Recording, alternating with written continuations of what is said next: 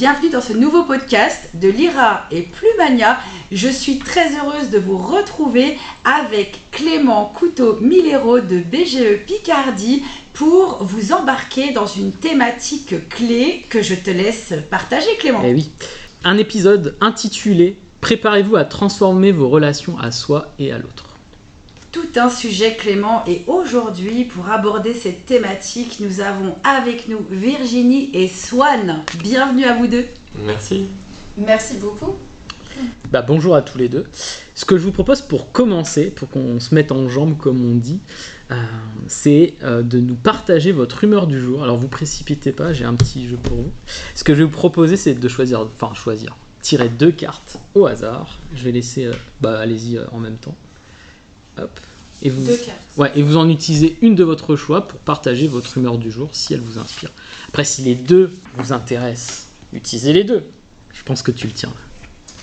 Alors, de mon côté, l'humeur du jour, c'est... Donc, j'ai ces petits carreaux là. Ouais. Alors déjà, on va dire que je suis en joie. Vraiment, je suis très heureuse d'être parmi vous. Et cette image, en fait, m'évoque le fait de sortir du cadre, justement. Voilà, l'importance d'être soi. Intéressant.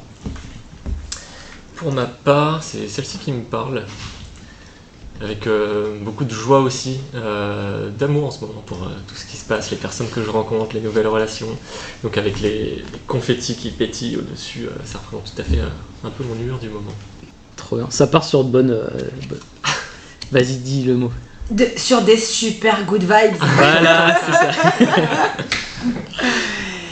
Virginie, tu es coach en épanouissement pour les femmes. Swan, tu es thérapeute relationnel. Ce que nous souhaitons vous demander, c'est qu'est-ce que l'entrepreneuriat a changé dans votre vie ? C'est à moi de commencer apparemment. Ça peut être bien de faire le jonglage comme ça. D'accord. Énormément de choses. Par exemple, j'étais hyper timide avant, donc m'exposer devant déjà une discussion, de parler de moi à 2 personnes, je commençais déjà à bafouiller, à bégayer. Donc je vois tout le chemin que ça va demander de faire en fait aussi, de rencontrer des gens, de développer mon activité, d'entrer en relation aussi d'autres manières avec les personnes. Donc la progression par rapport à où j'en étais avant, c'est vraiment un chemin personnel en fait qu'on accomplit avec l'entrepreneuriat. C'est pas que l'entreprise, il y a aussi un vrai développement de soi au travers de là. C'est très intéressant et c'est prometteur aussi pour la thématique du jour. Swan, là c'est une bonne mise en bouche et en action là, qui s'annonce. Et toi Virginie, qu'est-ce que l'entrepreneuriat a changé dans ta vie ? Alors, je rejoins Swan dans la mesure où avant, donc moi j'ai 14 ans d'expérience en entreprise. J'avais un poste dans les chiffres et derrière mon ordinateur, donc on va dire assez protégé, on va dire entre guillemets. Et l'entrepreneuriat m'a permis vraiment de me mettre sur le devant de la scène et c'est ce que je voulais. Donc vraiment sortir des sentiers battus. Et pour moi, l'entrepreneuriat, c'est aussi le prolongement en fait de soi. L'entreprise est vraiment le prolongement de soi-même. Et ça fait encore une fois beaucoup travailler sur soi. Et ça m'apprend en fait vraiment à finalement par rapport à des mécanismes et des fonctionnements de la société, finalement qu'est-ce que je prends, qu'est-ce que je ne prends pas et une amélioration encore plus de la connaissance de soi. Moi, ma prise de conscience, c'est vraiment le fait d'être fidèle à moi-même et à mes convictions et d'imprégner ça en fait dans mon entreprise et quitte à sortir des mécanismes des stratégies extérieures de la société sur comment bâtir une entreprise. C'est vraiment comment tu bâtis quelque chose qui te ressemble vraiment et et sur le fait que tu restes fidèle à toi-même. Hyper intéressant. Très inspirant déjà dès le départ et aussi très très prometteur pour venir enrichir en duo cette thématique du jour. Ce que je vous propose aussi pour continuer cet échange, pour aller un petit peu dans cette histoire de l'entrepreneuriat et puis vos parcours respectifs, c'est de nous partager, puisque vous avez des cartes sous les yeux, parce que je pense qu'aussi quand on est entrepreneur, mais même dans la vie en général, on ne tire pas nos apprentissages du chapeau et on s'inspire aussi d'autres personnes ou d'expériences qui ne sont pas nécessairement les nôtres, mais qui nous nourrissent. Donc vous avez choisi chacun une carte personnalité, et l'idée c'est de nous dire pourquoi vous avez choisi cette carte et en quoi elle vous inspire, cette personne. Du coup, Virginie, c'est à toi. Je vais commencer. Alors, moi, j'ai choisi en fait Simone Veil, qui est qui dégage quelque chose de très fort en fait pour moi. Je l'ai choisi à l'intuition et pour moi, c'est une femme de conviction. Qu'on soit d'accord ou pas, c'est pas le sujet. C'est comment est-ce que, à partir de ce qui vibre pour moi, j'y crois, je tiens et je ne me laisse pas polluer par des interférences extérieures, par des jeux de pouvoir extérieurs, parce que l'entrepreneuriat, c'est ça aussi. C'est qu'on a besoin de gens qui nous inspirent, qui vont être des relais, parce que quand on débute dans l'entrepreneuriat, c'est pas facile. Moi, mon papa était entrepreneur, ils ont eu un business avec ma mère. Donc l'entrepreneuriat est dans les gènes, mais moi je commence de zéro, je suis sortie de l'entreprise. Dans le monde de l'entreprise, on côtoie beaucoup de gens et puis quand on part, en fait, je me suis rendu compte qu'il n'y avait plus vraiment personne. Mais justement, Simone Veil, c'est vraiment l'incarnation des convictions. Une énergie féminine qui est très douce, voilà, dans un monde quand même marqué par le faire, par les actions, par une masculinité très forte. Quand je parle de masculinité, c'est-à-dire beaucoup de jeux de pouvoir. Beaucoup de jeux de pouvoir. Le masculin, on va dire, il peut être un peu excessif dans le faire, dans les jeux de pouvoir, mais elle, c'est vraiment de revenir au masculin, au féminin, et à travers des convictions de pouvoir faire des changements en fait dans la société, apporter sa voix et créer de belles choses pour l'humanité. Et je trouve que c'est une personne très inspirante dans un monde, encore une fois, où pour moi c'est important de garder ses valeurs. C'est une femme aussi d'intégrité. Et finalement, peu importe ce qui peut se passer pour elle, elle a réussi à tracer sa route et de faire des avancées extraordinaires pour l'humanité. Alignée et combative. Exactement.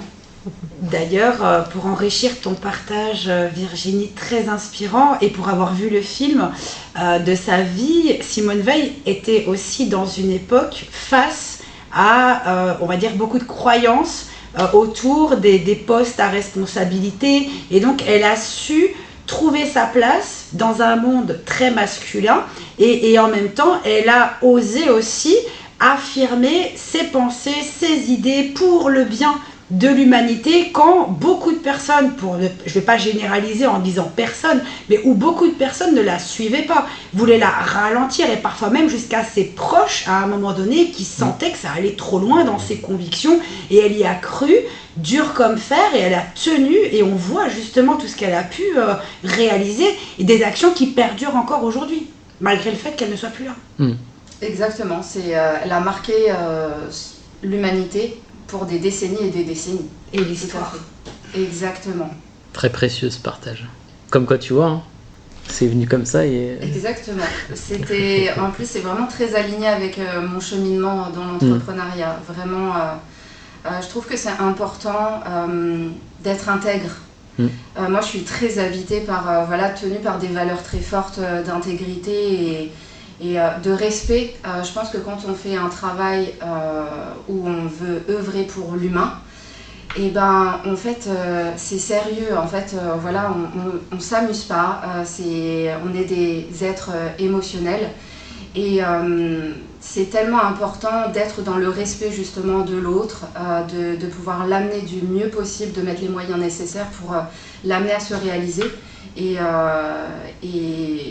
c'est important dans ce monde que de plus en plus les personnes puissent avoir de belles valeurs et le respect les uns envers les autres. Swan, tu veux nous partager ton... Il y a des choses qui rebondissent énormément, qui font écho avec ton partage à toi forcément. Pour ma part, j'ai choisi Gandhi. Bien que je sois pas fanat d'histoire, j'ai quand même quelques grandes lignes un peu on va dire de son histoire, en tout cas de ce que j'en sais. Et pour lui, c'est vraiment l'incarnation, pareil, de ses valeurs, de ses convictions, et d'avancer, de pouvoir y aller malgré l'opposition, malgré les blocages ou tous les problèmes qu'on peut rencontrer, que ce soit à l'extérieur ou à l'intérieur. Je pense qu'il a dû faire aussi énormément de chemin avec lui-même pour pouvoir subir peut-être autant d'échecs sans abandonner au final, en se disant non, il y a une essence, il y a vraiment quelque chose à faire à ce moment-là, c'est mes valeurs, j'y crois et en fait je vais y aller. Et au fur et à mesure il a pu ramener, porter sa parole et il y a plein de personnes qui se sont senties touchées et du coup qui ont pu l'accompagner aussi dans ce combat-là. Donc d'oser un peu aussi, se mettre un peu plus en avant, exprimer ses valeurs, ses idées, voilà ce qu'on a envie vraiment de vivre et de partager avec le cœur, et de voir après qui est là, qui fait écho avec ce que j'ai envie de partager, avec ce que j'incarne et qui je suis, et qui va être en opposition ou qui va être neutre, et puis voilà, et d'avancer dans son chemin, dans sa vie personnelle, simplement en étant soi et en voyant comment ça résonne autour. Et en passant peut-être au-dessus des blocages, des combats qu'il peut y avoir, mais en respectant ses valeurs. Donc ça rejoint beaucoup ce que tu partages également. Exactement. Ça reprend tout ce qui est les valeurs, des valeurs fortes.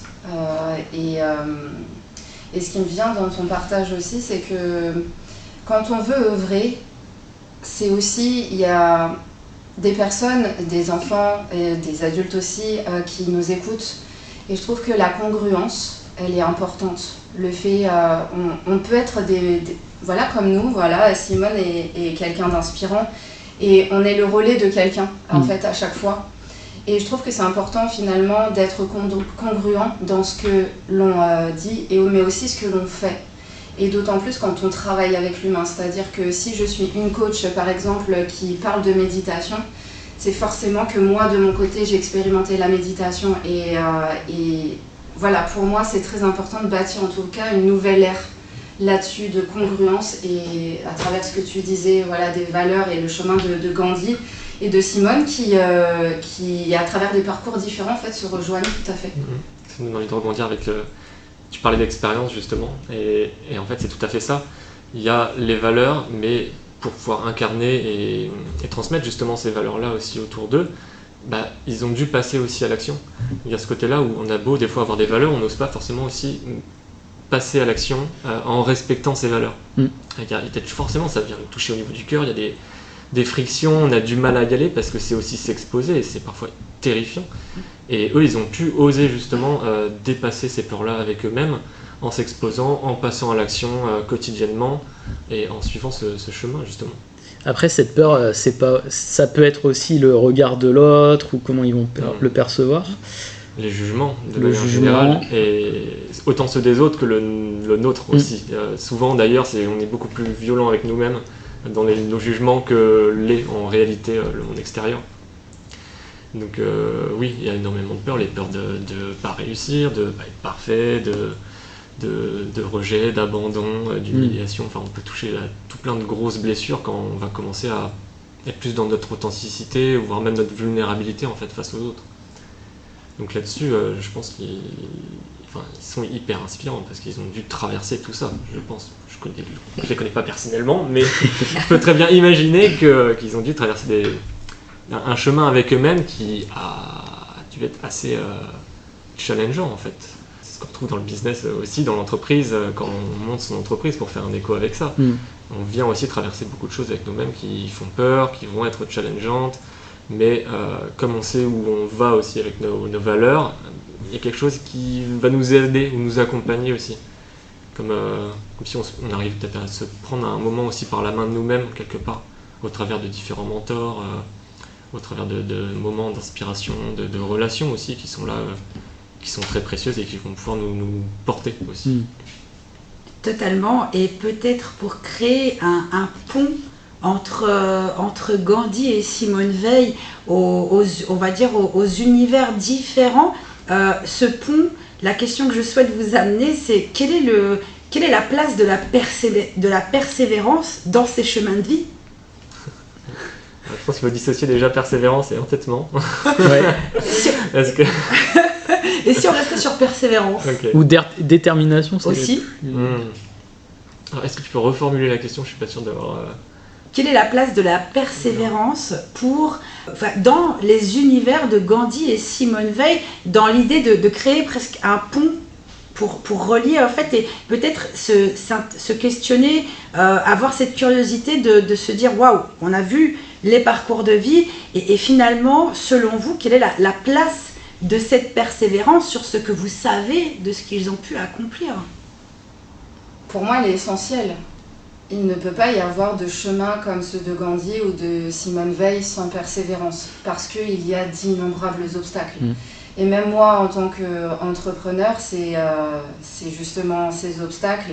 On parlait un peu du regard des autres. Effectivement, moi je trouve que, surtout quand on commence, il y a des choses qui remontent sur nous, mais c'est quand même assez commun que l'être humain a besoin de validation, surtout dans un environnement tout nouveau, où on sort de sa zone de confort.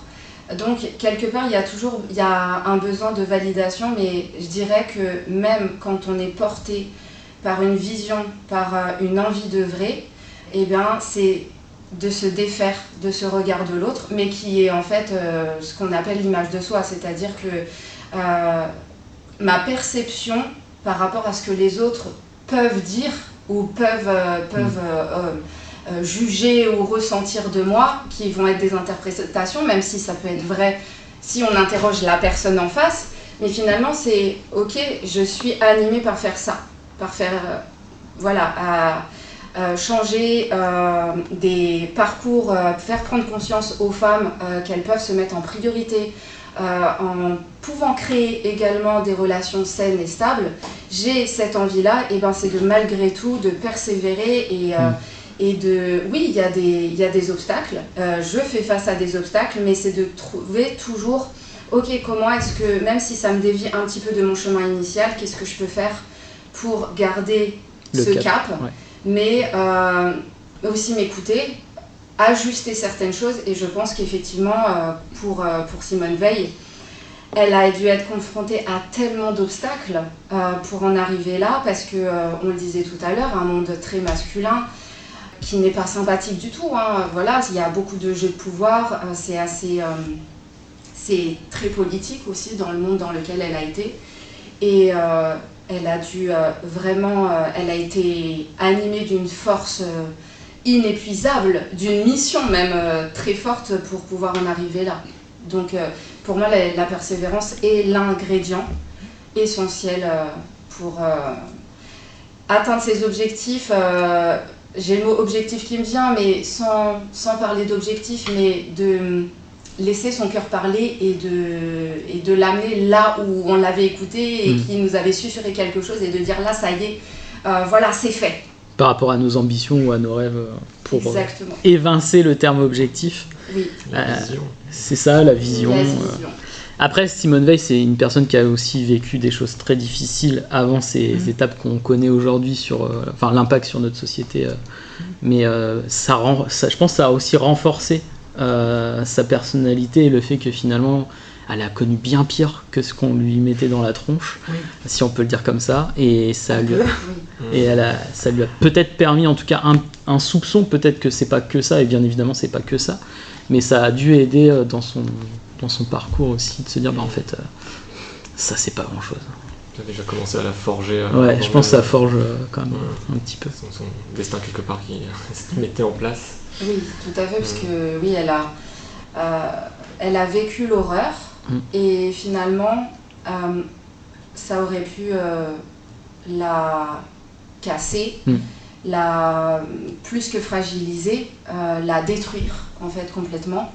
Et en fait, c'est un modèle que moi j'appelle un modèle d'alchimie, c'est-à-dire qu'à partir des difficultés les plus horribles, et comment se servir de ça pour passer au niveau supérieur. Mais en fait, elle a fait un double niveau supérieur, qui est qu'en plus, elle a aussi inscrit des lois féminines fondamentales. Donc,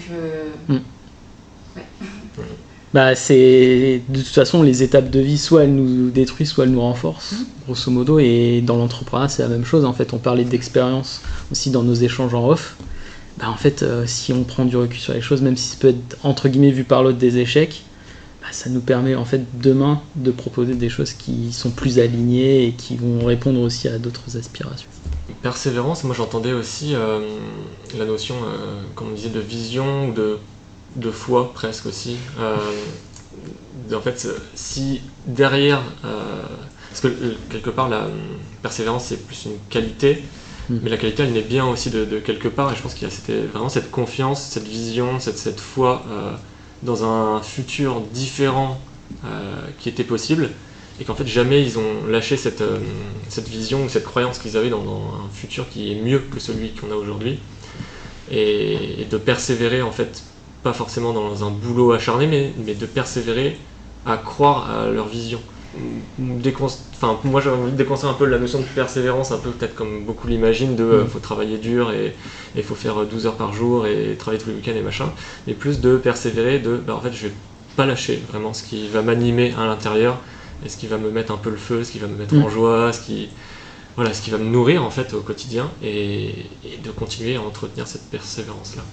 C'est très puissant ce que vous partagez, et peut-être pour enrichir ce que tu viens d'évoquer, Swan, peut-être que d'une certaine manière, c'était des visionnaires pour qui leur pensée, leur vision était la destination, et peu importe le chemin à parcourir, peu importe les difficultés, c'est la destination très claire, très imagée, qui était juste naturelle. C'était pour eux l'évidence qui a fait que peu importe tous les tracas, toutes les difficultés, c'est surmontable, parce qu'ils savaient vers quoi ils se dirigeaient, et pourquoi ils se battaient, et pourquoi ils persévéraient, avec foi. Tout à fait. Je suis en train de me dire, entre Gandhi et Hitler, en vrai, il n'y a qu'un pas, parce que la dynamique, elle est la même. C'est juste les intentions ou les valeurs qui divergent complètement. Je sais pas, j'avais envie de poser ça, et je pense que Hitler, même s'il a fait des choses horribles, il avait peut-être cette même dynamique, ce même élan vital de « ok, j'ai cette vision-là », et il a tout fait pour que ça se réalise aussi. Ça a créé des horreurs, donc prendre aussi du recul sur « ok, notre vision qu'on a aussi, est-ce que ça va nous servir nous, ou est-ce que ça va servir aussi l'environnement et tout ce qu'il y a autour ?» C'est quoi les intentions qu'il y a aussi derrière ces valeurs et cet élan qui est là. Et tu mets le doigt sur un terme extrêmement intéressant, l'intention.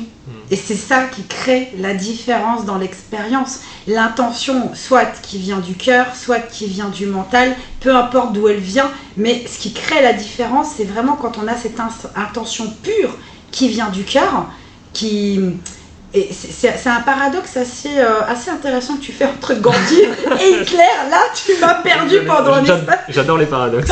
Ah oui, là, tu m'as perdu là, entre Gandhi et Hitler. J'ai eu un décalage. Ouais. Et en même temps, c'était très bien amené. C'était très très bien amené de voir finalement le meilleur du bien comme le meilleur du mal. J'ose utiliser ce terme, je me l'autorise. On t'autorise. Disons.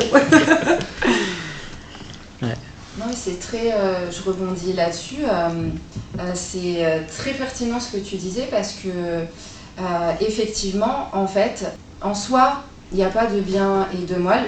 Dans mes croyances, il n'y a pas de bien ou de mal, c'est que chaque être humain recherche foncièrement en fait son bonheur, mais à travers des prismes qui sont celles des blessures.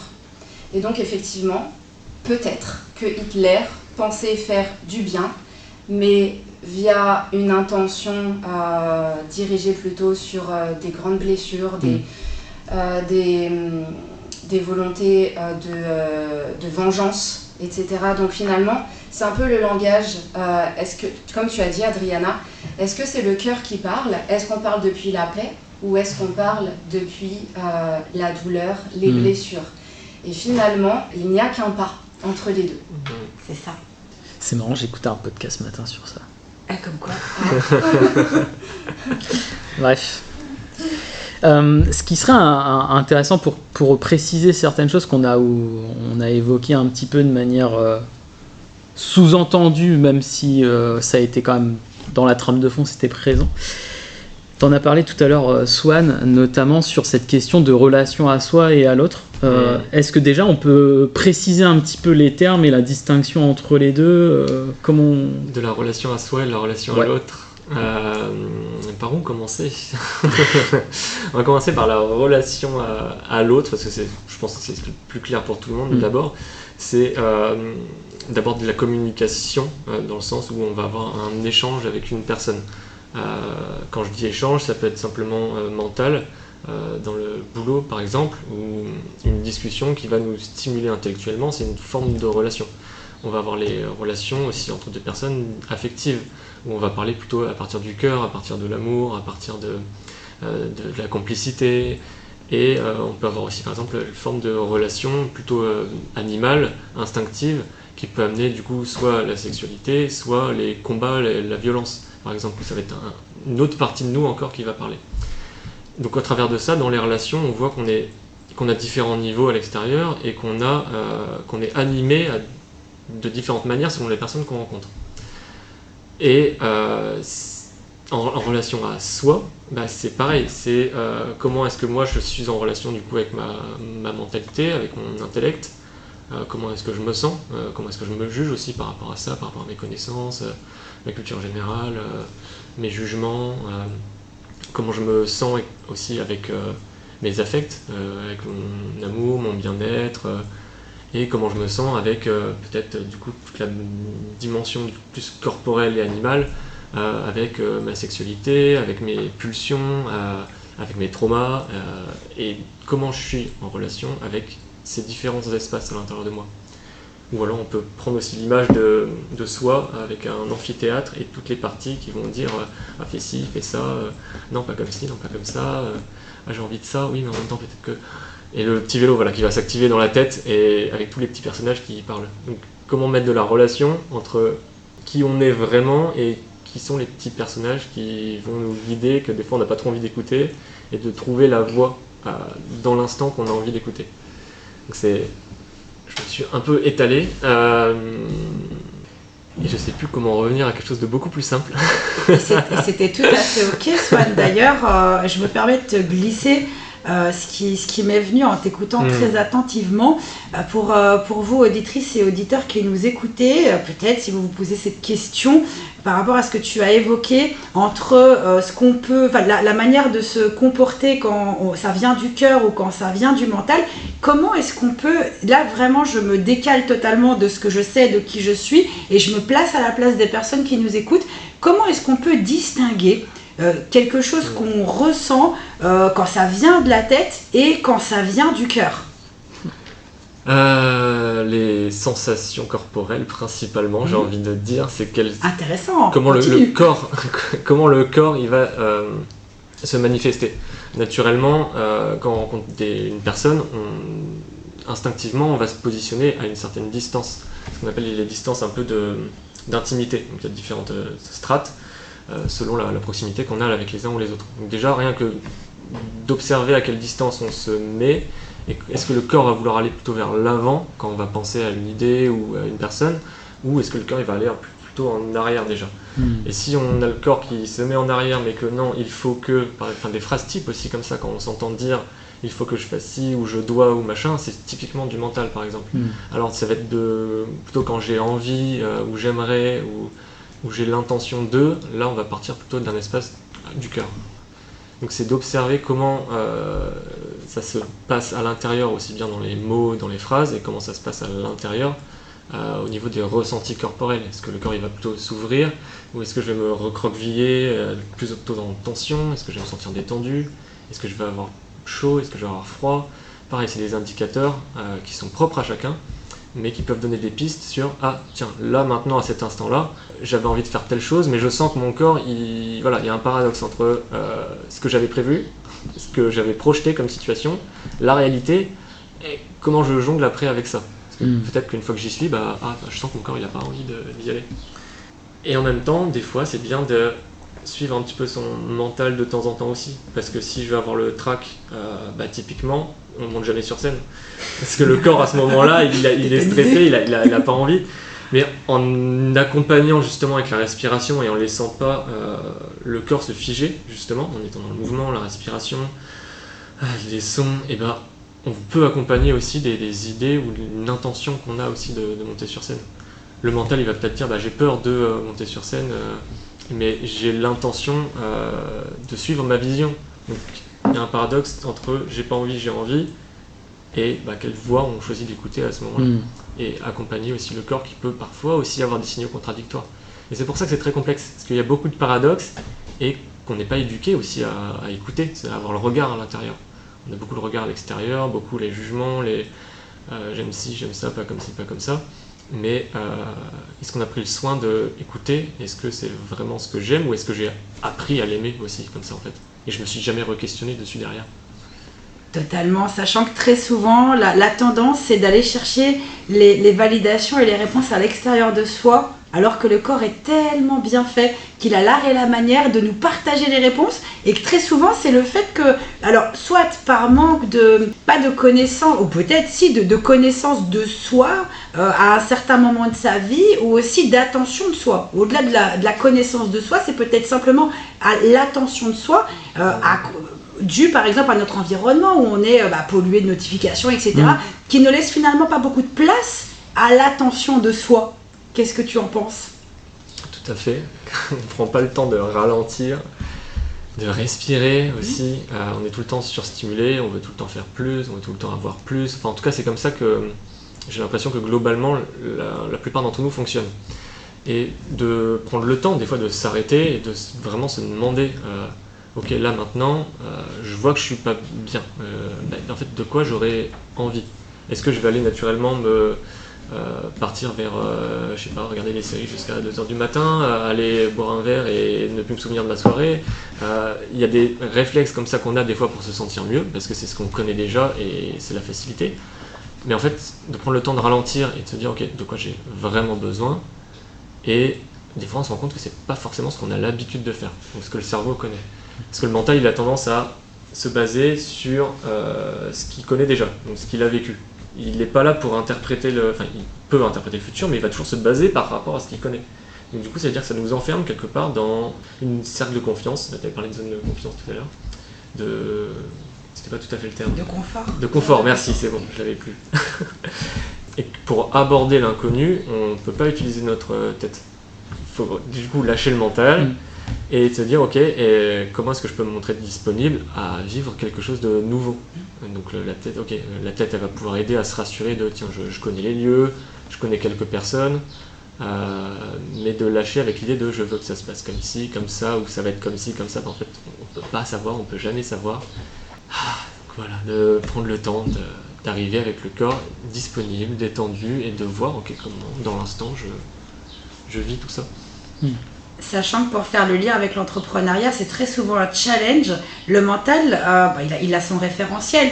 Et pour avancer en sécurité, il a presque ce besoin d'identification et de se dire, ok, ça je connais, on peut y aller, on risque rien. C'est un petit peu ça, en fait, le message du mental dans le corps de la personne qui peut se dire, ok, d'accord, il va rien se passer de grave, on peut y aller. Et quand le mental n'a pas cette capacité à pouvoir identifier une situation ou un lieu ou quelque chose, c'est là où très souvent il se met en mode alerte, danger. Qu'est-ce que ça vous évoque? Alors pour rebondir sur ce que Swan disait, par rapport en fait, comment est-ce qu'on peut savoir si est-ce que c'est le mental qui parle ou est-ce que c'est quelque chose qui est beaucoup plus intense en nous et qui parle d'un espace plutôt de joie et de paix? Et ben justement, j'en fais référence, ce sont les émotions. Et les émotions, c'est plutôt le langage du corps, tu en as parlé, mais de manière plus, on va dire, c'est par les émotions. Est-ce que ce que je fais là maintenant, qu'est-ce que je ressens? Est-ce que je ressens de la joie? Est-ce que je ressens de la tristesse? Ce sont les indicateurs premiers en fait, pour savoir si on est dans la tête ou plutôt la partie la plus sage en fait de nous et finalement qui elle va nous driver vers quelque chose du bonheur durable. Voilà. Et par contre, effectivement, le cerveau, lui, c'est un outil. Il faut le remettre à sa place, effectivement. C'était hyper intéressant ce que tu partageais. Et il y a un endroit, en fait, dans le cerveau où, finalement, qui est connecté à cette part très sage et très joyeuse de nous, c'est le cortex préfrontal. Et c'est la seule zone du cerveau qui est la zone au niveau du front. C'est la zone qui a été, je ne veux pas dire d'erreur, mais la zone la plus récente dans les découvertes et qui montre que c'est la zone de la créativité et que quand on est en mode stress, cette zone-là est bloquée, ça se bloque et du coup ça renvoie au niveau, je ne veux pas être trop technique, mais dans le cerveau dans la partie cerveau des émotions qui est l'amygdale. Et du coup, là, on est bloqué, on est tétanisé, soit on fuit, soit on se fige. On a une incapacité à pouvoir réfléchir et à trouver des solutions innovantes et à nous permettre d'aller vers l'inconnu. Parce qu'il n'y a que cette zone qui permet de gérer l'inconnu. Donc voilà, par rapport à la peur de l'inconnu, et cette zone-là, quand on la sollicite correctement, elle nous permet de trouver des solutions inédites, créatives. Voilà, et puis pour revenir à ta question... Oui, sachant qu'en plus, c'est comme quoi rien n'arrive par hasard et rien n'est dit par hasard. Cette zone du cerveau, le préfrontal s'entraîne aussi avec de l'entraînement. Oui. D'ailleurs, dans l'innovation, alors là je pense notamment à la Silicon Valley.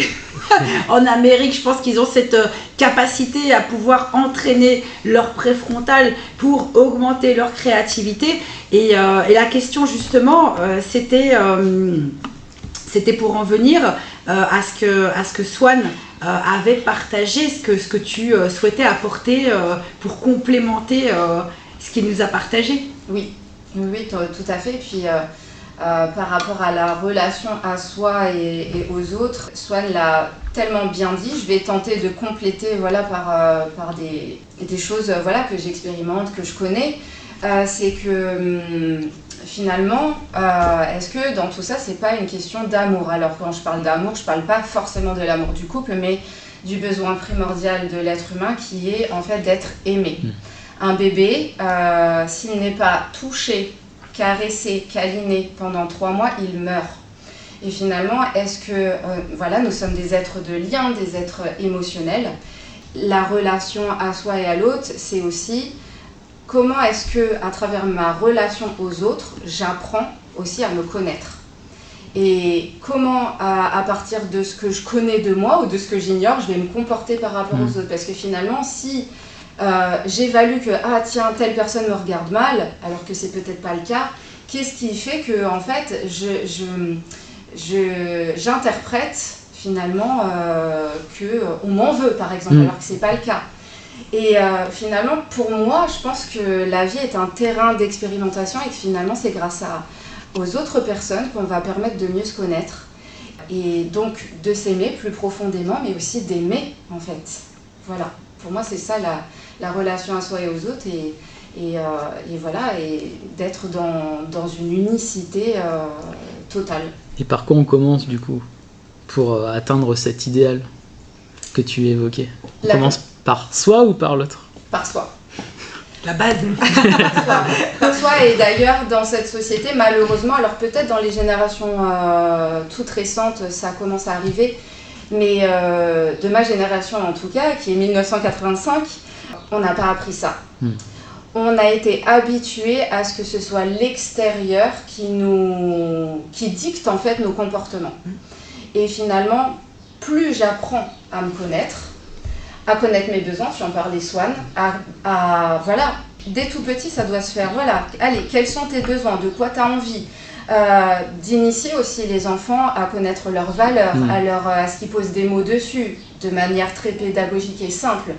Mais déjà, ça commence par, c'est tout simple, le fait de, qu'est-ce que le mensonge, qu'est-ce que le fait de dire des choses cohérentes, la vérité. En soi, la vérité, elle est assez subjective, mais d'initier en fait dès le début, en fait, les enfants à connaître leurs valeurs, leurs besoins, à expliquer aussi qu'on a le droit de dire non, avec équilibre, que la vie aussi est un équilibre de ce à quoi je dis oui, ce à quoi je dis non. Et donc vraiment, et après il y a beaucoup de zones dans la connaissance de soi, mais c'est qui suis-je réellement, qui suis-je, de quoi j'ai envie.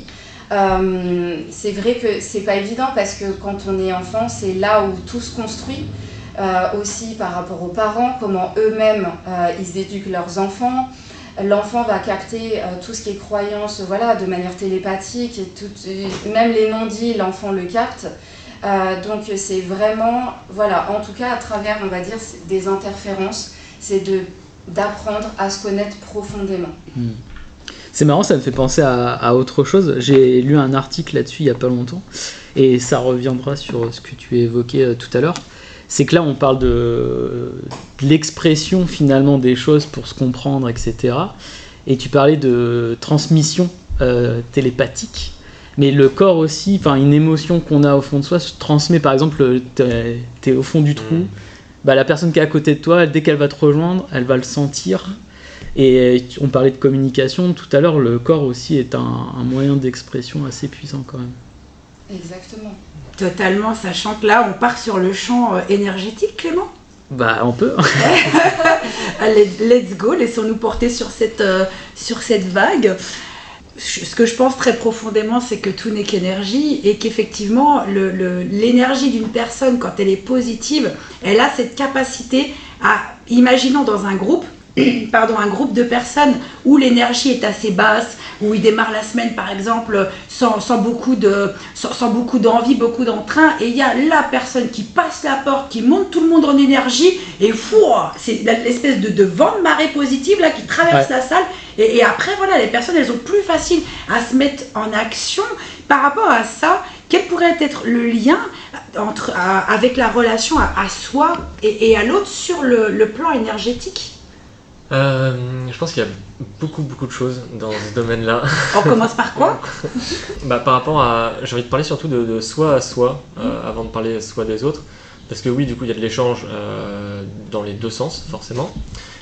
Mais de soi à soi aussi, des fois, on peut aussi rentrer dans des cercles vicieux où nos propres sentiments et notre propre énergie, elle va s'auto-alimenter et on peut rester coincé dans quelque chose de tout morne, tout flagada. Et simplement en se connaissant un peu mieux, de pouvoir observer qu'on est dans ces états-là et que c'est pas figé, même si des fois quand on vit des grosses tristesses ou des grosses colères, on a l'impression que ça sera comme ça tout le reste de notre vie et qu'on n'en sortira pas parce qu'on est plongé dans l'émotion comme tu disais, et le cerveau qui réfléchit, il peut plus. Il y a un bunker qui se construit. Oui, c'est ça. Et en fait, à force d'entraînement, ayant plus de focus et d'attention sur les sens, justement, ça ramène tout de suite dans le présent de ok, là maintenant je me sens pas bien, je suis fatigué, je suis stressé, je suis en colère, je suis triste. Si je me connais, je sais que telle ou telle action ou parler à telle personne, ça va permettre de mettre un pied en dehors de ça et de pouvoir justement switcher d'état énergétique ou d'état émotionnel et changer du coup ma manière d'être dans l'instant, sans forcément être dans le déni, mais simplement d'observer. Et déjà rien que d'observer d'ailleurs une émotion, ça allège, je crois, la charge émotionnelle de 50%, de la reconnaître, de dire ok, je t'ai vu, je vais prendre soin de toi, et puis on avance ensemble. Dans la relation, voilà, il y a quelque chose aussi où je sais pas si je l'ai déjà dit, mais on se prend par la main, où on prend nos émotions, nos sentiments, nos blessures, on les prend par la main pour avancer. Ah, c'est beau ce que tu partages. Et d'ailleurs là, ce qui m'est venu, c'est le fait, quand je rebondis sur le mot changer que tu as employé. Est-ce que ce ne serait pas un moyen de changer d'air intérieur? On parle beaucoup de changer d'air à l'extérieur, et justement là, tout ce que tu partages, ça me paraît être le moyen de changer d'air à l'intérieur de soi. Alors, avec la respiration, c'est pour ça que l'outil de la respiration est hyper important aussi. Oui. Parce qu'au-delà de l'observation, après il y a des outils plus concrets quelque part, avec la respiration, avec le mouvement, avec le son aussi, simplement faire des sons pour évacuer si on est en colère, de grogner dans un coussin, si on est triste de pleurer, de faire du bruit aussi, de ne pas étouffer aussi tout ça à l'intérieur pour que ça circule, faire du mouvement, de chanter par exemple, de discuter, de mettre des mots aussi avec quelqu'un d'autre. Tout ça c'est des outils que tout le monde a à portée de main, mais qu'on n'apprend pas non plus à utiliser. Donc oui, changer d'air, du coup il y a une vraie symbolique du coup par rapport à ça, changer de pièce aussi, et d'oser quand on n'est pas bien à un endroit, soit de réussir à changer du coup son propre air intérieur, soit de changer physiquement aussi d'air pour ok, ça va mieux, est-ce que je me sens d'y retourner ou pas, et puis de jauger dans l'instant. C'est de là d'où vient l'expression je vais m'aérer. Toutes les expressions, j'en ai plein le dos, c'est ça. J'ai la boule au ventre, j'ai les boules là aussi quand on est triste, on sent les boules, Voilà, on prend la gorge aussi. Ça marche pour les deux, hommes et femmes en plus. Hein. C'est ça qui est bien, c'est universel. Des glandes. Oui, tout à fait. Il y a un autre aspect par rapport à ce que tu disais, Adriana. Tu sais, une personne qui rentre dans une pièce, effectivement, elle va dégager quelque chose par rapport à son aura, on va dire, du jour. Mais au-delà de ça, il y a aussi les mots qu'on utilise dans le langage courant. Le pouvoir des mots. Voilà, par exemple, je sais pas moi, un Oui, petit mail, Oui, mais. bon courage. Tu vois, des mots qui peuvent tout de suite aussi casser une dynamique. Genre, en tout cas, c'est mon impression. Et donc, Les mots ont une vibration et on en revient justement à l'énergie. C'est que dans les textes anciens, il est dit que ce qui est venu en premier est le verbe. Voilà. Et en fait, chaque mot porte une vibration. Ça a été notamment démontré par les travaux de Masaru Emoto, qui fait que quand on prend un bol de riz, vous avez deux bols, des bols de riz, on prend un témoin et un sur lequel on va dire des choses négatives, et ben le riz va moisir et s'abîmer beaucoup plus rapidement plutôt que un bol de riz où on aura dit des choses magnifiques, où on aura dit je t'aime, et il n'y aura pas du tout le même comportement au niveau de la matière. Et moi, je l'ai vécu dans mon enfance, c'est-à-dire que les enfants n'ont pas appris à bien se parler. Ça commence de là, en fait. Où je me souviens, à l'école, j'entendais... Moi, c'est étrange parce que chez moi, j'ai jamais voulu dire ça, mais à un moment donné, je me suis fait un petit peu... le besoin d'appartenance au groupe. Mais pour moi, c'était pas naturel. J'entendais les gens s'insulter, oh mais t'es conne ou quoi, ou des trucs comme ça qui peuvent paraître anodins et sous le coup de la blague. Mais non, en fait, même sous le coup de la blague, il y a une vibration et qui témoigne finalement de comment on va se parler, comment aussi on va parler aux autres. Et finalement, à travers la façon dont on va parler aux autres, c'est finalement un reflet de comment on se parle à soi. C'est pour ça qu'en fait, dans la relation aux autres, on en veut aux autres de ce qu'on ne s'apporte pas à soi. Ouais. Et c'est pour ça que c'est important de se connaître. Et on en revient sur ce que tu disais tout à l'heure. Comment changer d'état interne ? Eh bien, une question toute simple pour nos auditrices et nos auditeurs, c'est de quoi ai-je besoin ? Et tu l'as notifié avec plein de conseils. Et pour que les gens puissent trouver leurs propres besoins, ça peut être, de quoi j'ai besoin. Je me sens triste, je me sens en déprime, et c'est ok en fait. C'est ok. Il n'est absolument pas question d'envoyer ça valser, de nier un état, mais de dire ok, de quoi j'ai besoin ? J'ai besoin de jardiner, de mettre les mains dans la terre, ou d'aller faire de la poterie, ou un match de foot, ou bref, une glace. Peu importe. Mais il y a des besoins qui justement ont besoin d'être remplis et qui vont permettre de mieux se connaître, d'être apaisé, d'avoir des mots apaisants pour soi, pour les autres. Excellent. Voilà. J'ai envie de rebondir sur l'étude avec les bols de riz, parce qu'il y avait un troisième bol aussi, et en fait, qui lui était complètement ignoré. Et en fait, le troisième bol pourrissait encore plus vite que celui auquel on disait des mots méchants, en fait. Parce que, comme tu disais, avec les on est des êtres relationnels, en fait. Et des fois, si on ne peut pas avoir des mots doux, de l'amour, etc., on va préférer aller choisir la voie où on a des insultes, où on est maltraité et tout, parce qu'au moins, on a de l'interaction. On existe aussi aux yeux des autres et aux yeux de soi. Et c'est le chemin du moindre mal, comme on l'appelle, plutôt que d'être complètement ignoré. Et dans la relation à soi, pareil, si on fait passer tout le monde avant nous, avant soi, et qu'on s'ignore nous-mêmes, en fait, on va se faire aussi un peu indirectement ce qu'on fait à ce bol de riz. On va pas s'écouter, et sur le long terme, on va pas être bien. Il y a ce parallèle-là à faire du coup entre les autres et soi, comme tu l'as très bien dit, de ce qu'on dégage, ce qu'on va juger, ce qu'on va dire aussi aux autres. C'est souvent aussi pareil, c'est comment on est à l'intérieur. Donc ça te permet de mettre en conscience et à l'extérieur aussi d'avoir un reflet ce qui se passe à l'intérieur. C'est précieux ce que vous nous partagez, et je vais rebondir, Swan, sur ce que tu évoquais par rapport à ce qu'on peut supporter pour avoir la sensation d'exister. C'est presque rendre ce qui est anormal ou insupportable supportable, pour justement se dire au moins ça a le mérite d'exister et je ne suis pas seule.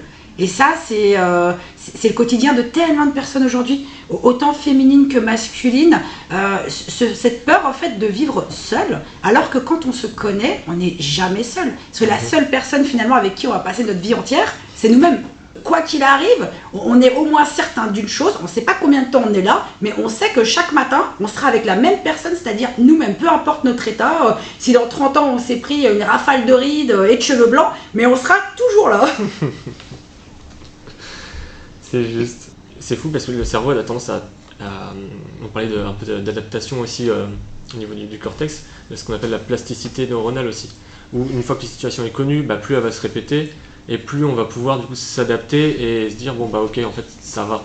Alors qu'au début c'était peut-être hyper intense et à force de répétition on a appris à poser un mur, à se défendre et à couper avec des parties de soi pour pas ressentir ce qui est inconfortable, ce qui fait mal, ce qui est douloureux.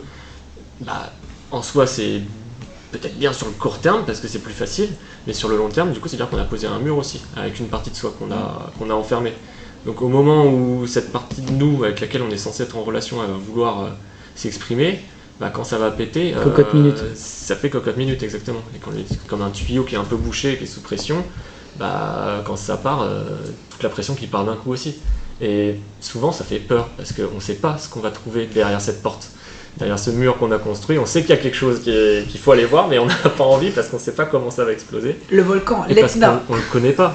Il faut mettre une chatière. Quand il s'agit de colère ou de tristesse, on sent qu'il y a de la charge. Mais c'est quelque chose qui fait peur. On sait qu'il faut aller le voir, on sait qu'on a envie d'entrer en lien pour aller mieux, mais c'est vrai que ça fait peur. Quelqu'un qui va être dans un état où on n'a pas trop envie d'aller vers lui parce qu'il y a beaucoup de charge émotionnelle, c'est un peu la même chose. On a envie de la laisser gérer avec elle-même. Mais en fait, si moi je suis sécure avec cette émotion-là en moi, je peux très bien aller la voir et peut-être filer un petit coup de pouce parce que moi je suis détendu et ça permettra de... en fait ça va quoi. L'émotion elle est pas... Il n'y a rien de dramatique en soi et déjà de décharger émotionnellement pour pouvoir, comme tu disais, faire quelque chose de nouveau et se servir du coup de l'espace qui va pouvoir permettre de faire différemment, de créer de la nouveauté et d'avancer sans rester bloqué dans les schémas, dans ce recoin émotionnel du cerveau limbique. Tout à fait. Et peut-être comme en tant qu'observateur ou observatrice de la colère ou des émotions de la personne qui s'exprime et qui ont besoin de sortir à un moment donné, mais sans que ça ne vienne nous impacter non plus parce qu'on est OK avec soi et qu'on est juste en train d'observer ce que la personne vit avec elle-même et non pas ce qui nous concerne à nous directement. C'est ça. Après, c'est un bon indicateur. Si moi je me sens touché parce que vit l'autre, c'est parce qu'il y a un espace en moi aussi qui s'identifie. Merci. Je veux dire qui résonne, qui fait écho, mais oui, s'identifie. Par une expérience passée, par un vécu, par des blessures qui sont similaires. Donc en fait, grâce aussi à cette expression émotionnelle qu'on a tendance à renfermer, on peut s'entraider aussi à avancer sur nos besoins. Et on a tendance des fois à mettre ça loin en dehors, alors qu'au final c'est d'une richesse incroyable. Il y a plein de moments d'intimité où justement c'est cette partie de vulnérabilité qu'on peut partager quand on est dans l'intimité avec quelqu'un. Je trouve ça d'une richesse incroyable. Oui.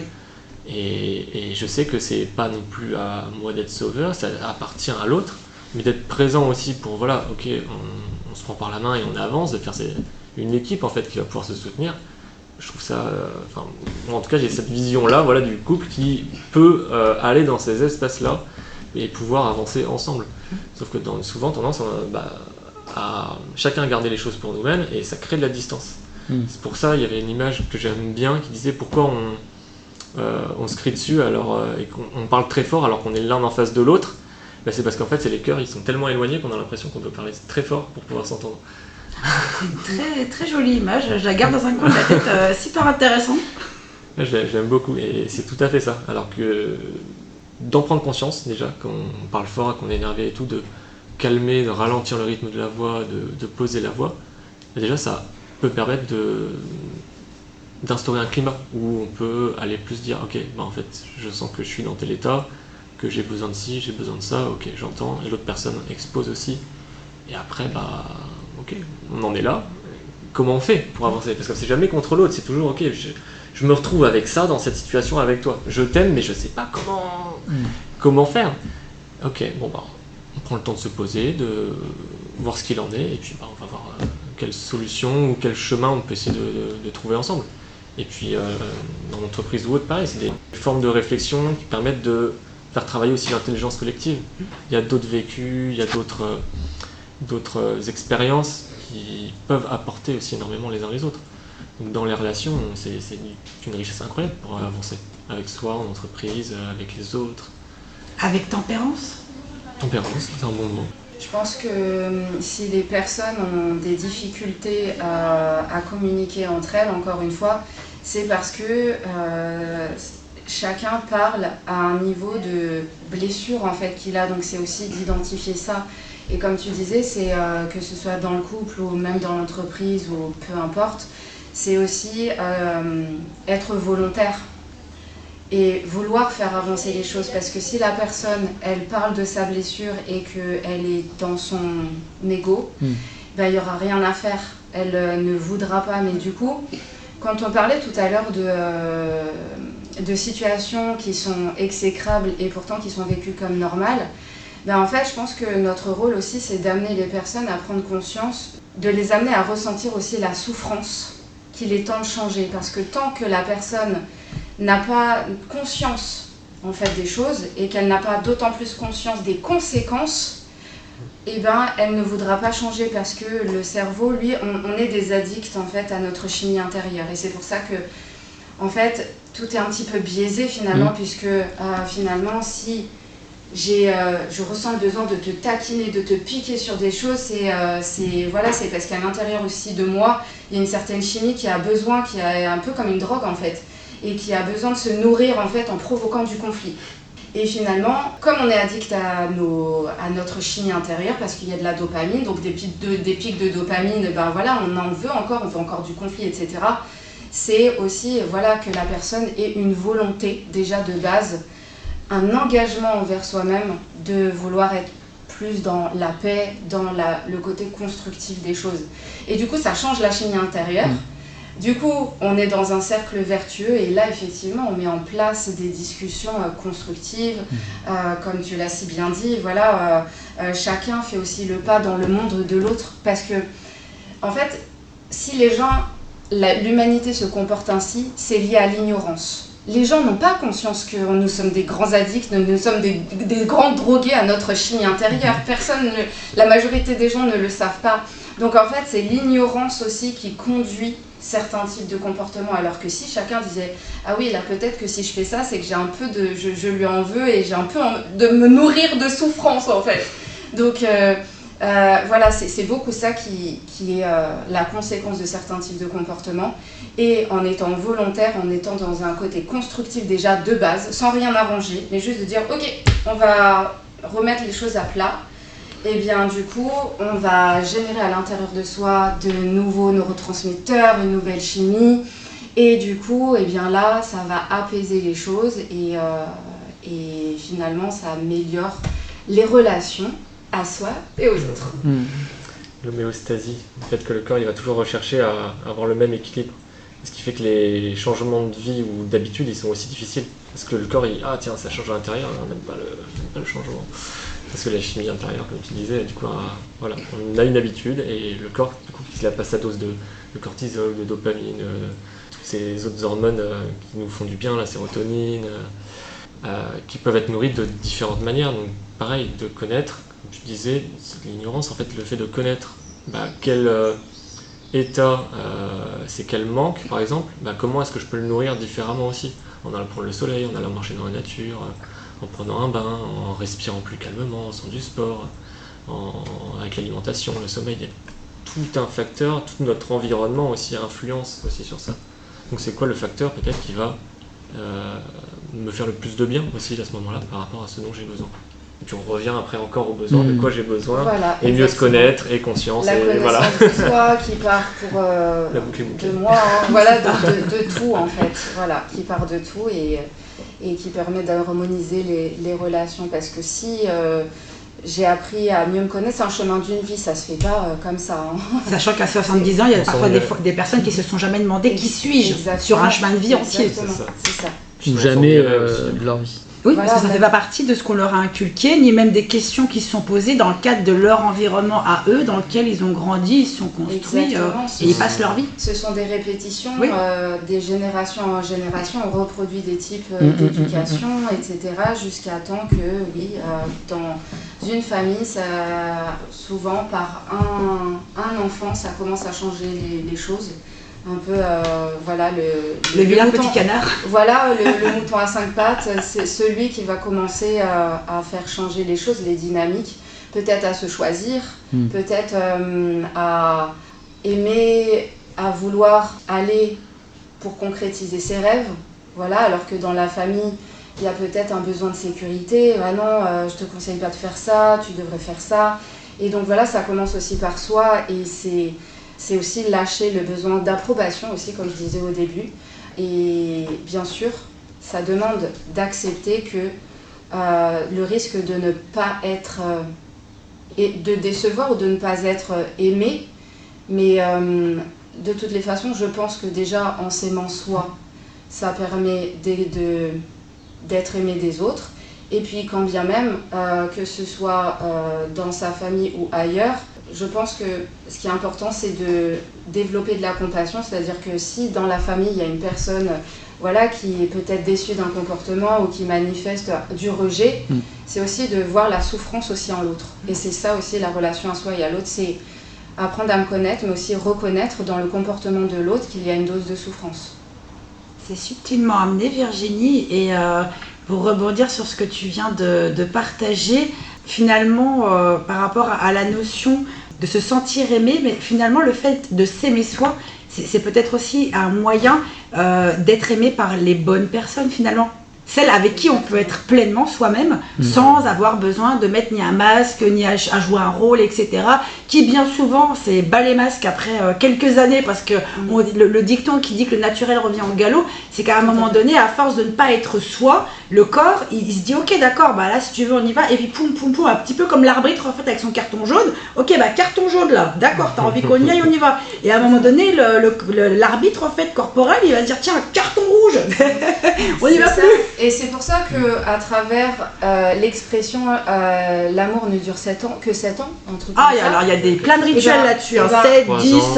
Voilà le cap des 7 ans, les 3 ans, mais pourquoi ? Parce qu'en fait, on a tellement voulu être aimé et apprécié de l'autre qu'on s'est oublié, jusque comme tu disais, à un moment donné, le naturel revient au galop, il y a une espèce de burn-out du fait de faire semblant, et je crois fondamentalement que... vaut mieux être aimé pour qui l'on est plutôt que pour ce que l'on fait, parce que ça finit toujours par nous rattraper. En fait. C'est ça. Et finalement, c'est peut-être une des meilleures choses qui puisse arriver parfois dans la vie, aussi inconfortable que ça puisse paraître, mais vraiment quand on s'aperçoit que c'est possible d'être aimé pour ce qu'on est, c'est là où la vie peut parfois devenir magique. Qu'est-ce que vous en dites ? Et cela permet de faire des autorisations aux autres. C'est-à-dire que si je me permets de peut-être poser des limites, que peut-être dans la famille ça ne fait pas, de faire certains choix, et du coup ça fait aussi cheminer son entourage et de dire ok, elle ose, et si moi je m'autorisais aussi. Ça inspire les autres quoi. Oui. Exactement, en fait on est une grande toile d'araignée et on est tous unis les uns aux autres et on se fait bien travailler quand même. C'est beau. Il y a un truc que vous avez évoqué aussi tous les deux par rapport, je crois que c'est toi Virginie qui a commencé là-dessus, mais il y a un aspect aussi du cerveau que vous avez pas mal insisté tous les deux sur le fait qu'il aime bien le confort.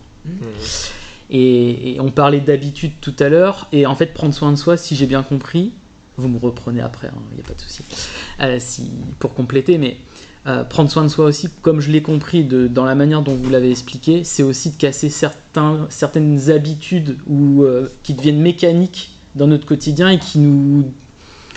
par un effet effectivement de dopamine, mais en fait ça a plus le même effet, plutôt que de nous stimuler, ça nous plombe. Finalement. Exactement, c'est ça, puisque finalement tu es dans un mode automatique, quand tu ne vois que par l'extérieur, tu dis on m'a fait ceci et telle personne a fait cela, c'est un mode automatique, et quand on revient à soi, effectivement ça casse des schémas, des circuits neuronaux. Ça en remplace par d'autres, ça fait des prises de conscience, ça câble, c'est extraordinaire comment le cerveau il est fait. On voit de manière au microscope des nouveaux circuits neuronaux se former en fonction des changements d'habitude des personnes. Les personnes, la méditation est ce qui a été le plus étudié depuis ces dernières années, depuis pas mal de temps, c'est ce qui a vraiment été le plus étudié, et ils ont vu le changement cérébral qui se produit. Donc, bien sûr, je pense que nos auditeurs diraient oui, mais moi, j'aime pas la méditation. Eh bien, tu peux méditer en cuisinant, en marchant. Oui. En fait, c'est de trouver le moyen à soi qui lui correspond et non pas des injonctions de c'est la méditation qui va t'aider. Trouve le moyen de la recette, ta propre recette pour te guider vers ce qui t'épanouit, ce qui te rend heureux. Toi, mais aussi, nous sommes un ensemble. C'est pas moi, j'aime beaucoup l'assertivité parce que c'est quelque chose qui permet vraiment, à un moment donné, quand on n'en peut plus, on a besoin de penser à soi puisqu'on a tellement donné que finalement... Après, c'est pour ça qu'on en veut aux gens. On dit, oui, mais tu te rends compte que j'ai tout fait pour elle, j'ai tout fait pour lui. Il y a Michel qui partirait sur ses archétypes. Voilà, mais finalement, c'est parce qu'on s'est vidé en fait de soi. Et en reprenant ce temps de refaire un équilibre entre le donner et le recevoir, et ben ça permet de réharmoniser les choses. Et j'étais partie sur une idée qui m'est partie. Elle s'est échappée. Ouais, c'est échappée. Elle virevolte là. C'est ça. Ça me donne de rebondir sur la méditation, où on a tendance à avoir cette image de la méditation, c'est rester assis, à rien faire et à observer ce qui se passe à l'intérieur de soi. Et d'une partie oui, mais en fait ça se fait aussi par le mouvement.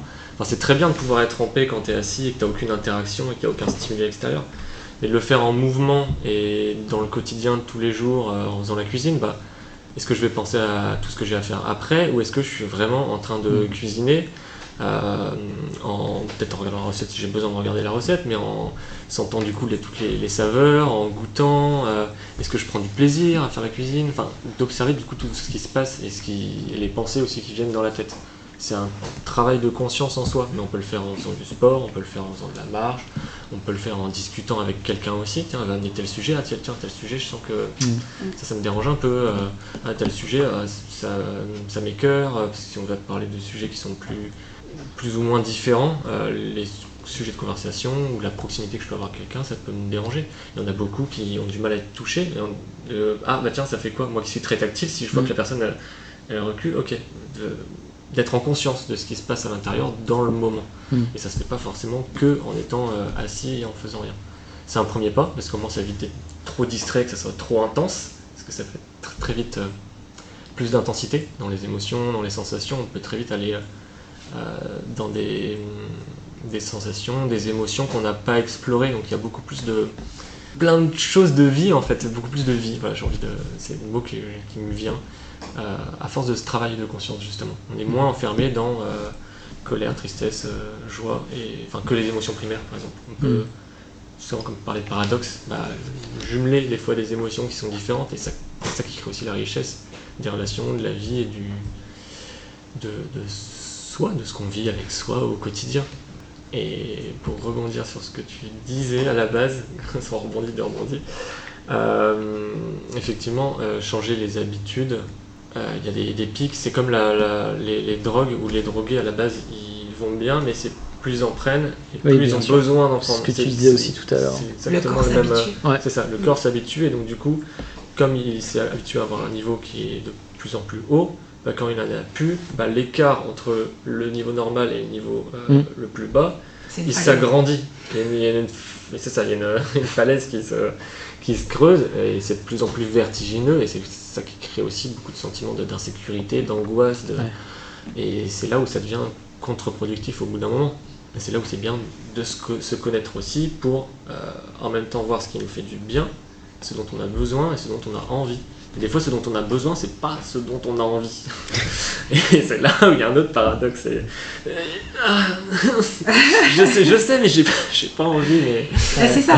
Et c'est justement ce petit dilemme intérieur entre ce que le cœur peut ressentir et ce que le mental peut exprimer, sachant que, est-ce que je peux vous partager un petit tips, parce que je rebondis sur ce que tu partageais par rapport à la méditation. Ah oui, tips veut dire astuce. Pardon, oui, traduction, pardon pour l'anglicisme. C'était très bien amené la manière dont vous avez partagé votre vision de la méditation. Et ce que j'expérimente actuellement, il est peut-être aux antipodes de ce qui peut correspondre à ce qu'on peut voir de la méditation actuellement ou pas. C'est le fait que j'ai ressenti ce besoin de silence. C'est-à-dire le silence à l'intérieur, mais vraiment, ouf, il ne se passe rien. C'est le vide, c'est le néant, mais en même temps, c'est un tout. Parce qu'à partir du moment où dans sa vie, on a besoin d'avoir des choses nouvelles, il me paraît indispensable de faire le vide, la place. C'est vider en fait finalement, se désencombrer à l'intérieur de tout ce qui est lourd, encombrant, inutile, obsolète à la limite parfois. Et ce silence à l'intérieur, très souvent, ce que ça génère, c'est fou, c'est la montée en fait de la bonne idée, etc. En fait, finalement, c'est pile l'information que j'attendais au moment où parfois, suite à la méditation, je continue ma journée et 1 heure après, poum, l'étincelle. Mais juste parce que j'ai eu, c'est s'accorder juste cette parenthèse de silence intérieur pour finalement laisser le mental de côté. Et c'est avoir cette conscience que c'est possible de mettre son mental sur pause. Oui, il y a un côté lâcher prise par rapport à ce que tu partages, et puis il y a aussi peut-être dans ce monde hyper connecté où tu parlais d'interaction constante, on est pollué dès qu'on se lève le matin, de se dire l'instant présent finalement, c'est de se retourner à soi, et finalement de l'environnement, on doit l'écarter à quelques instants pour vraiment arriver à nos aspirations et casser le bunker qui arrive. Exactement, mais c'est tout à fait juste. En fait, la méditation, c'est un peu le symbolisme de l'être. Tout ce qui a été créé provient d'abord d'une idée. Et il faut avoir l'idée, c'est quand on est. C'est-à-dire, on ne fait pas, on est.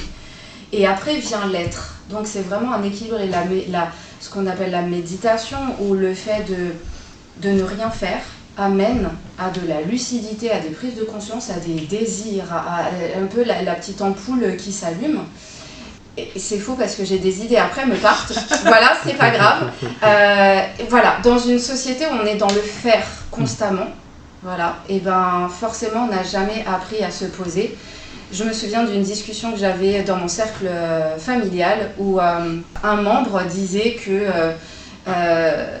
il fallait occuper tout le temps les enfants. Enfin, il ne faut pas qu'un enfant s'ennuie. Eh bien, si. C'est hyper important. C'est important qu'on apprenne à s'ennuyer. Regarder le ciel, ou peu importe, en fait, ne rien faire. Parce que un excès de faire, justement, ça conduit à des burn-out, ça conduit à plein de choses qui ne nous ressemblent pas, alors qu'on a juste envie d'être. Nous sommes des êtres humains, on n'est pas des fers humains. Et la méditation, en l'occurrence, permet de rééquilibrer les choses, mais encore une fois, ça peut être jardiner, ça peut être, voilà, posez-vous la question de quoi j'ai besoin là pour aller mieux. Donc justement, tu parlais de faire de la place aussi à l'intérieur pour vider le trop-plein, et c'est souvent ça qu'on a tendance à pas faire la plupart du temps, ce qui amène aussi de l'indisponibilité émotionnelle, notamment dans les relations. Il y en a des fois qui sont pas en connexion, n'arrivent pas vraiment à rentrer en relation avec les autres, parce que émotionnellement ils sont pas disponibles, ils n'ont pas de place en fait pour accueillir une autre personne et à partager ce qu'il y a à l'intérieur d'eux-mêmes. Et forcément du coup ça passe par le fait de mettre à l'extérieur, donc de vider pour pouvoir amener autre chose, d'autres sentiments, d'autres émotions avec lesquelles on n'est pas familière encore. Que ce soit si j'ai jamais exprimé la colère, peut-être qu'il faut que je vide ma tristesse pour pouvoir accueillir un peu la colère, parce que la colère elle est aussi essentielle pour poser mes limites. Et ce qui fait que si je suis que dans la tristesse, je vais subir, ça va me rendre triste, je vais subir, mais je vais pas pouvoir me dire non et poser ses limites. Donc vider la tristesse pour pouvoir accueillir un peu la colère et ok, là non, je pose ma limite.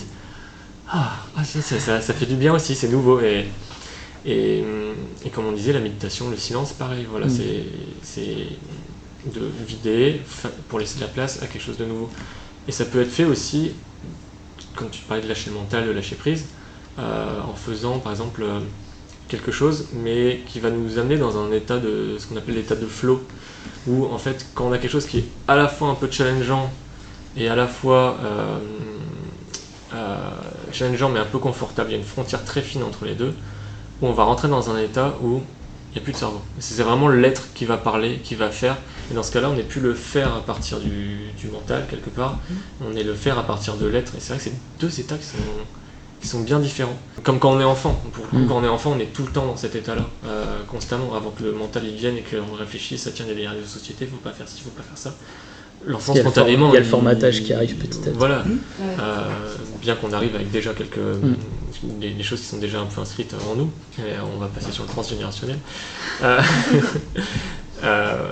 Oui, donc de trouver aussi ces espaces où je peux complètement être moi-même aussi, dans ce que je fais, avec qui je suis, et ça peut être par le silence complet, et ça peut être par d'autres activités. Le sport est très bon pour ça aussi, par exemple. Ou quand on écrit, qu'on peint ou qu'on dessine, par exemple, ou qu'on joue de la musique. L'art-thérapie. Oui. Exactement. On fait un podcast aussi. Et Swan, tu disais quelque chose qui m'a fait repenser à ce que je voulais dire tout à l'heure et qui est important. C'est par rapport au fait de poser les limites. On entend beaucoup dans le dev perso qu'il faut poser ses limites, il faut dire non. Oui. Attention à ce concept où le fait d'apprendre à dire non ne doit pas nous séparer les uns des autres. C'est pas qu'on doit devenir des machines à dire non et à se venger en disant bon maintenant je vais dire non tout le temps. Non, c'est pas ça, c'est être dans un équilibre, et ça c'est important pour les auditeurs et les auditrices, parce que sinon c'est encore une fois l'ego qui parle. Et l'objectif du coaching, du dev perso, de la thérapie n'est pas de nous désunir, mais de nous unir. Et donc c'est quel équilibre je mets à ce à quoi je dis oui et à ce à quoi je dis non. Voilà, ça me semblait important de revenir dessus, parce que du coup, souvent, il y a un excès par rapport à ce concept qui est pourtant très important. C'est marrant, ça fait un paradoxe, parce que moi j'observe que les personnes qui n'ont jamais su dire non, il y a un besoin aussi de le faire trop après, passer en fait d'un extrême à l'autre, pour pouvoir eux après trouver, ok, tiens là, dans ce milieu-là je me sens bien. Mais c'est ok aussi des fois d'aller dans des extrêmes, parce qu'on a besoin de faire l'expérience en fait pour trouver aussi notre équilibre. C'est ok du coup de pas être, faut trouver l'équilibre, et en même temps c'est pas grave si t'es pas dans l'équilibre. Ça se fait petit à petit. Oui. Toujours cette notion, on revient au jugement et au regard qu'on se porte par rapport à ça.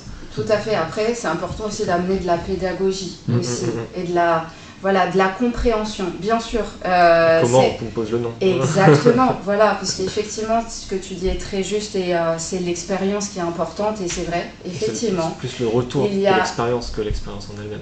Voilà, et on apprend finalement après à doser. Mais bon, c'est vrai que si les personnes en faisant appel à des accompagnements, etc., c'est aussi pour que, quelque part, on puisse les prémunir de choses à travers lesquelles on est passé nous, et pour leur faciliter la vie.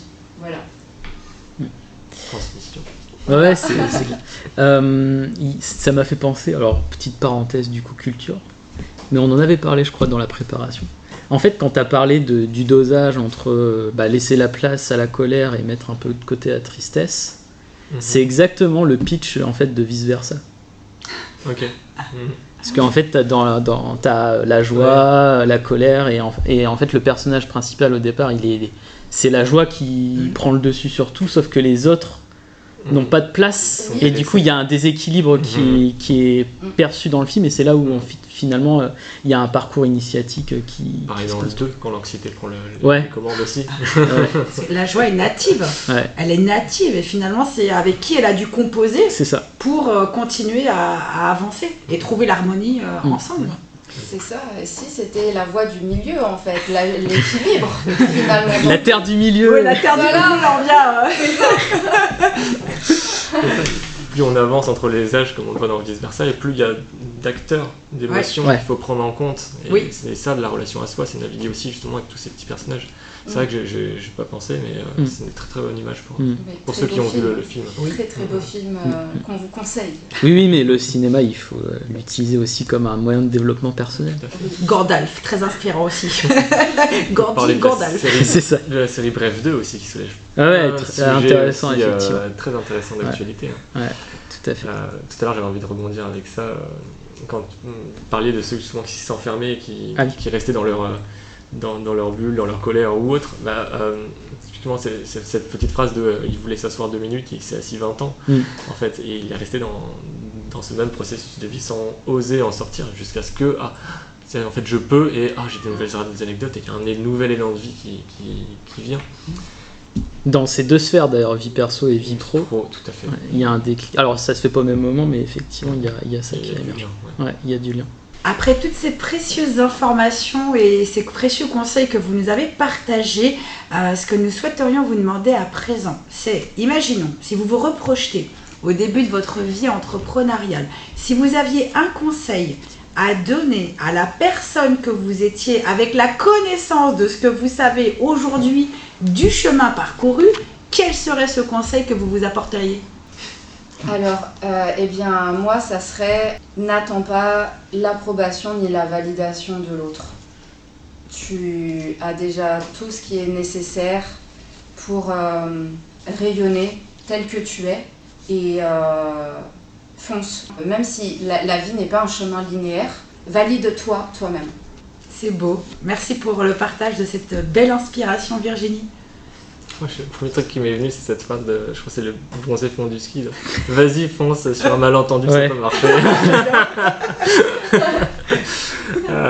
Après, pour le côté un peu plus, pas poétique, mais plus en parlant vraiment du coup à cet enfant, enfin oui, parce que du coup je me sentais plus enfant que maintenant, en tout cas, à ce moment-là.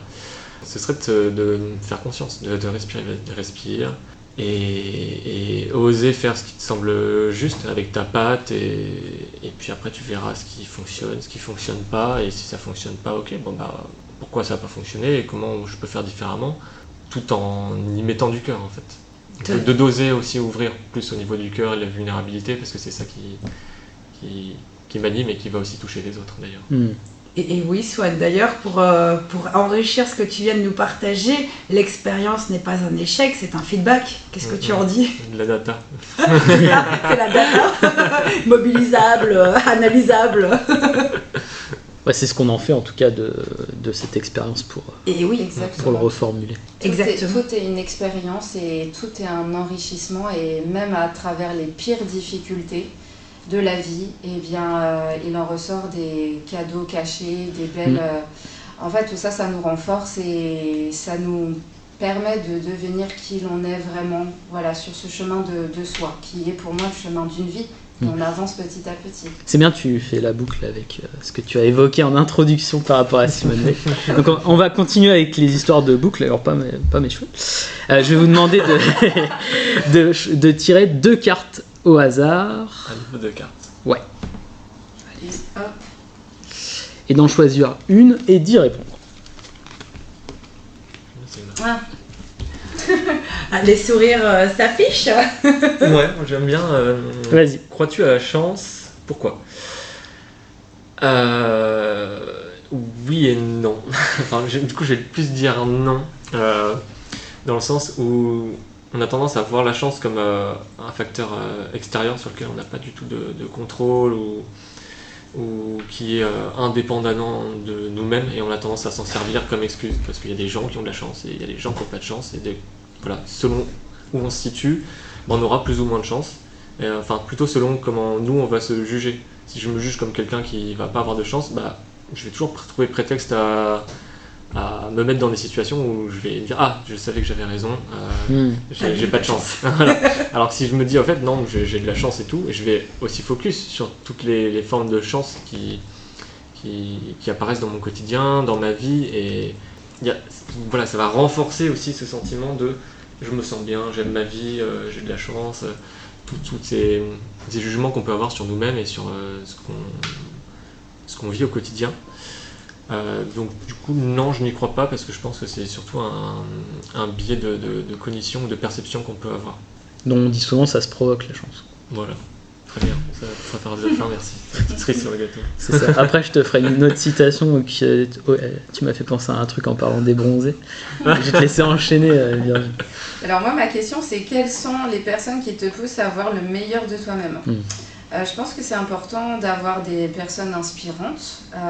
Elles sont rares, parce que des fois, on a des personnes inspirantes et puis en apprenant à les connaître, on se rend compte que finalement, eh bien, c'était un peu le papier cadeau bien emballé, mais que voilà, chacun est sur son chemin. Finalement, on est tous des êtres humains, mais en dehors de toute religion et tout dogme, quel qu'il soit, étant proche des sagesses millénaires comme le Tibet, comme le bouddhisme tibétain, je connais une personne qui lui-même s'est guéri de gangrène, qui est un exemple dans cette humanité de guérison et de puissance de l'esprit, qu'on pourrait appeler un Bouddha éveillé, et qui est une personne qui m'inspire et qui, à travers le contact que j'ai avec lui, que ce soit en retraite ou même quand il enseigne à distance, il a la capacité de nous enseigner, de m'enseigner, même sans mots, et même de me faire prendre conscience que quand je suis en attente, il ne répond pas en fait à ce petit jeu d'ego, et même à distance, il fait travailler pour faire ressortir le meilleur de chacun, dont le mien, et même sans mots, il y a des compréhensions qui se font, et pour faire émerger complètement, de plus en plus en tout cas, un être équilibré. Voilà, donc c'est cette personne pour moi. Moi ça m'émeut, je sais pas pourquoi. Je voulais du coup partager, ça m'a fait penser au Shadok. Ok. Cette citation, parce que ils disent souvent il faut vivre pour pomper. Donc c'est toujours le côté absurde, tu vois, tu t'imposes un mécanisme, te dire bah en fait c'est le seul moyen pour eux d'exister. Alors qu'en soi, ça sert à rien ce qu'ils font. Parce qu'en fait, il y a une autre citation dans les Shadok qui dit en fait, plus on va essayer, plus on va réussir. Mais ils se remettent jamais en cause. Hein. En fait, l'idée c'est on refait toujours la même chose et à un moment donné, ça va marcher. Donc ils pompent pour remettre leur planète comme il faut, mais en fait ça marche pas puisqu'ils se remettent pas en cause. Et c'est ce que disait tout à l'heure François d'ailleurs. Tout à fait, comment obtenir un résultat différent en faisant toujours la même chose. Exactement. C'est Einstein d'ailleurs qui le disait ça. C'est ça. Donc plus on essaye de la même façon, est-ce qu'on réussit? Pas sûr. Non. Ouais. Bon, en tout cas, merci à tous les deux d'avoir joué le jeu.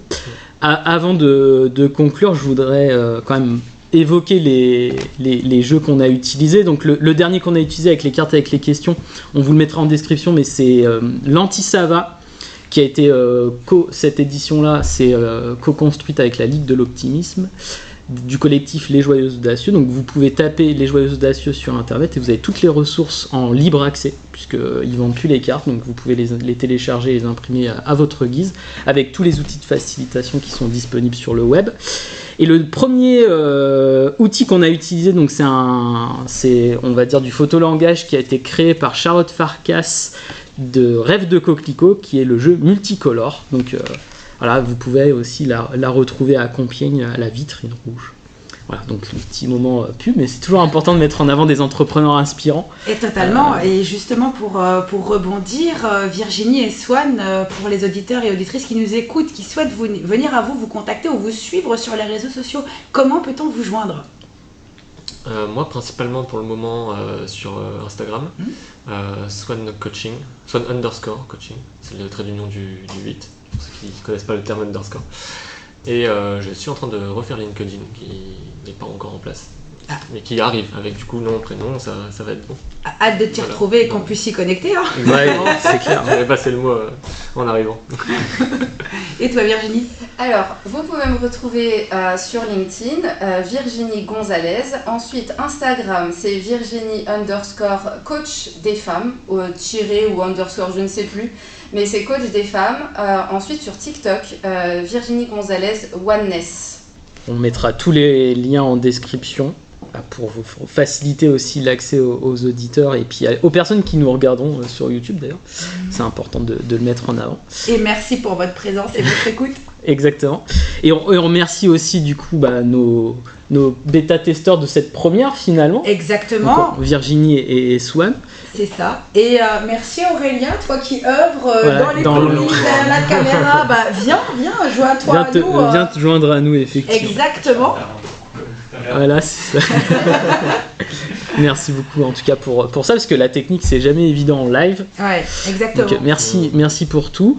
Au-delà de ça, je voudrais rajouter aussi le concept de cet épisode, puisque Qui a évolué, puisqu'on a commencé en 2023. Et c'est ça, juin 2023 très exactement. Juin 2023. En même temps que le lancement de l'IRA finalement, parce qu'on travaillait déjà ensemble avec Adriana, puis on voulait continuer l'aventure d'une autre façon, et puis tu avais ton podcast qui était déjà en place, ouais. Donc on avait commencé en mettant en lumière pendant une année les membres de la communauté l'IRA, et puis par le fil des choses, chacun a continué son aventure de son côté depuis début d'année. On s'est dit il faut continuer d'une autre façon. Et oui, comment casser cette belle dynamique ensemble. Et donc on a décidé de réunir finalement des membres de nos communautés respectives, et c'est là d'où est né finalement ce concept en mode table ronde, on pourrait le dire comme ça, c'est plus simple pour tout le monde. Et donc on envisage de faire plusieurs épisodes dans l'année, donc vous pourrez en retrouver d'autres prochainement. Oui, il y aura une playlist d'ailleurs dédiée sur YouTube si vous souhaitez la consulter. Exactement, et puis l'idée aussi c'est de pouvoir créer des synergies finalement entre les entrepreneurs de nos réseaux respectifs. C'est l'ADN finalement qui est commun entre nos deux approches, toujours de se dire tisser des liens, créer du contact, et puis mettre en lumière aussi des visions pas nécessairement communes de prime abord, et puis finalement ça fait émerger des choses comme on l'a vécu j'allais dire cet après-midi, on peut le dire, oui. On va le dire cet après-midi. Oui, tout à fait. Et d'ailleurs, en plus, c'est aussi une belle façon de réunir, quelque part, de vous réunir, alors que géographiquement, vous n'êtes pas du tout... je pense qu'il y a deux départements qui vous séparent, ou 3. Parce qu'en fait, là, on est dans l'Oise, en Picardie, et toi, Virginie, tu nous as rejoint de la région parisienne. Exactement. Pour venir aujourd'hui parmi nous, et merci encore pour ton déplacement. Merci à vous, c'était une très belle invitation. Merci Adriana, merci Clément, merci Swan. Quelle belle synergie. En tout cas, je tenais à vous remercier infiniment. C'est un beau cadeau. Et puis nous sommes dans les locaux de BGE Picardie à Beauvais, puisqu'on l'a pas dit du coup. Et c'est ça, exactement. Ça boucle la boucle. Merci à vous également. Merci à vous deux pour ce partage et cette énergie assez intense. C'est ça. Et en tout cas, nous vous souhaitons de belles continuations et on vous dit à très très vite. Ciao. Ciao. Cet épisode vous a plu ? Votre avis est le bienvenu sur votre chaîne d'écoute favorite. Pour être informé de la sortie des prochains épisodes, il suffit de vous abonner à Plumania. Merci pour votre interaction. Où que vous soyez et quoi que vous fassiez, je vous souhaite une très belle journée ou soirée. À très bientôt.